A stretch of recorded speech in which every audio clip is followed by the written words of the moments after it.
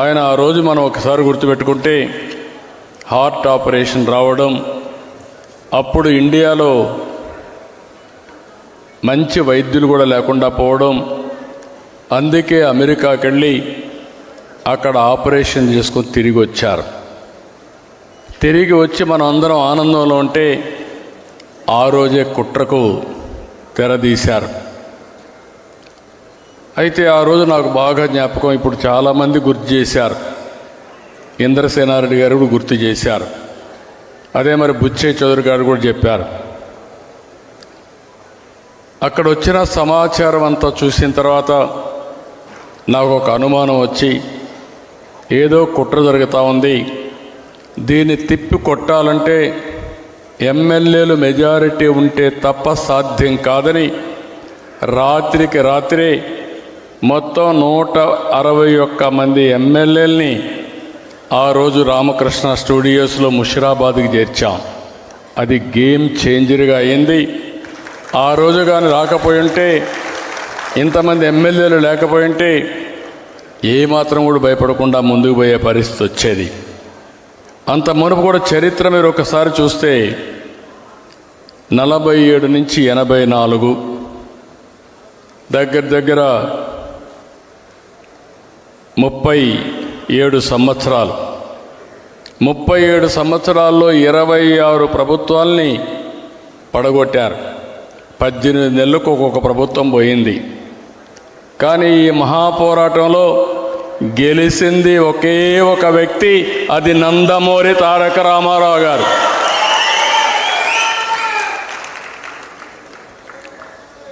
దానికి కారణం 203 సీట్లతో గెలిపించారు. ఈరోజు మనం ఒకసారి చూస్తే ఆయనకు జరిగిన అన్యాయం ఒక పక్కనైతే, ప్రజాస్వామ్యానికి జరిగినటువంటి ద్రోహం కింద ప్రజలందరూ సంఘటితమయ్యారు. ఇప్పుడే ఇంద్రసేనారెడ్డి గారు చెప్పారు, అప్పట్లో ఇంద్రసేనారెడ్డి చాలా పౌరుషంగా ఉండేవాడు, హైదరాబాద్లో ఉండేవాడు. ఆయన నేరుగా వచ్చి అంటే మన స్టూడియోకి వచ్చి అక్కడి నుంచి ఇప్పుడు కూడా గుర్తు చేశారు, ఎమ్మెల్యే క్వార్టర్స్ పోతే వీళ్ళందరి మీద దాడి చేశారు. అక్కడి నుంచి నేరుగా ఎమ్మెల్యే క్వార్టర్స్కి అందరినీ తీసుకురావడంలో ప్రముఖ పాత్ర వహించిన వ్యక్తి ఇంద్రసేనారెడ్డి గారు అని చెప్పి నేను మీకు తెలియజేస్తున్న. 30 రోజులు కూడా అదే మరిగా వెంకయ్యనాయుడు గారు అయితే మన నాయకుడితో రాష్ట్రమంతా తిరగడం, దేశంలో ఉండే నాయకులందరినీ ఒక త్రాటిపైకి తీసుకురావడం. వెంకయ్యనాయుడు గారు నేను 78లో కూడా చూశాను అసెంబ్లీలో. ఆ రోజు అసెంబ్లీలో ప్రతి ఒక్కరూ భయపడతారంటే ఈయన జయపాల్ రెడ్డి గారు ఉండేవారు. వాళ్ళు అసెంబ్లీని గజగజలాడించిన రోజులు అవన్నీ.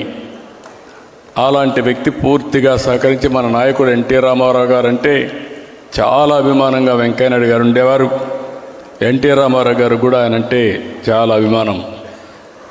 ఇవన్నీ మనం ఒకసారి చూస్తే ఆనాటి గవర్నర్ రామ్లాల్ జరిగిన సంఘటన మీరు చూస్తే మెజారిటీ ఉంది, మీరు అసెంబ్లీ సమావేశం చేయండి, నేను బలాన్ని నిరూపించుకుంటానని అంటే కూడా చాలా దౌర్జన్యంగా, ఇప్పుడే లోపల వస్తామంటే వెంకయ్యనాయుడు గారు చెప్పారు, ఆయన మాటలోనే మీరు ఇంటే అర్థమవుతుంది, అంత అప్రజాస్వామికంగా చేస్తే ముఖ్యమంత్రిగా గవర్నర్ని కలవడానికి పోయిన ఎన్టీ రామారావు గారు తిరిగి పోలీసు వ్యాన్లో కంట్రోల్ రూమ్ తీసుకుపోయే పరిస్థితి వచ్చింది.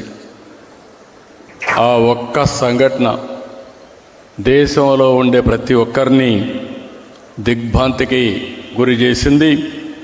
అంతేకాకుండా దేశమే కాకుండా భారతదేశం మొత్తం బగ్గుమనే పరిస్థితి వచ్చింది. కన్యాకుమారి నుంచి కాశ్మీర్ వరకు ప్రజలందరూ కూడా ఒకటయ్యే పరిస్థితికి వచ్చారు.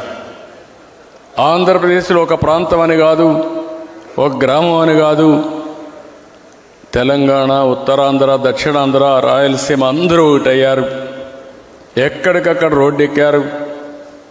ఒక్క రోజు కూడా వదిలిపెట్టలేదు. ఇప్పుడే కొంతమంది మాట్లాడినప్పుడు చెప్పారు, వెంకటనారాయణ గారు మాట్లాడినప్పుడు చెప్పారు, నా చరిత్రలో నా జీవితంలో ఎప్పుడూ చూడనటువంటి సంఘీభావాన్ని చూశాను.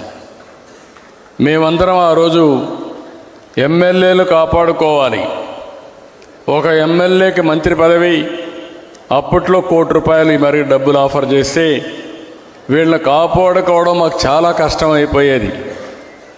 ఆ రోజు ఎంతోమంది సహకరించారు. మాకు తెలియని వ్యక్తులు, ఉదాహరణ మీరు ఒకసారి చూస్తే కర్ణాటకలో హెగ్డే గవర్నమెంట్ మాకు షెల్టర్ ఇవ్వాలి, దేశంలో ఎవ్వరూ ఇవ్వలేని రోజున కర్ణాటకలో మాకు అకామిడేషన్ ఇచ్చిన ఏకైక వ్యక్తి రామకృష్ణ హెగ్డే. ఆ రోజు అక్కడ రఘుపతి గారు మంత్రి.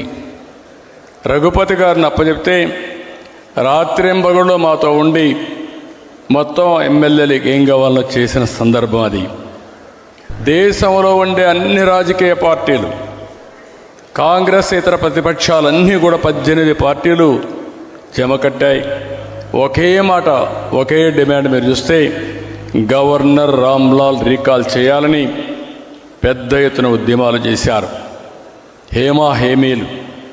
ఈరోజు మీరు చూస్తే చరణ్ సింగ్, చంద్రశేఖర్, వాజ్పేయి గారు, అద్వానీ, జార్జ్ ఫెర్నాండెస్, కరుణానిధి, చండ్ర రాజేశ్వరరావు, మాక్కినేని బసవ పొన్నయ్య, ఇలాంటి వాళ్ళందరూ కేంద్రంలో నేషనల్ లెవెల్లో సారథ్యం వహించారు. ఇక్కడికి వస్తే వెంకయ్యనాయుడు గారు, ఇందర్సేన్ రెడ్డి గారు, దత్తాత్రేయ, సుందరయ్య గారు, ఇలాంటి మహామకులందరూ కూడా ఇక్కడంతా కూడా పోరాడారు. ఆ రోజు జ్ఞాపకాలు చూసుకుంటే కట్టుబట్టలతో నేను బయలుదేరి వెళ్ళిన తర్వాత 30 రోజులు మళ్ళా ఎన్టీ రామారావు గారు ముఖ్యమంత్రి అయిన తర్వాతనే ఇంటికి వచ్చాం. నేను ఒక్కడనే కాదు, నాలాంటి వాళ్ళు కొన్ని లక్షల మంది త్యాగాలు చేశారు, జైళ్ళకి వెళ్ళారు, పోరాటాలు చేశారు.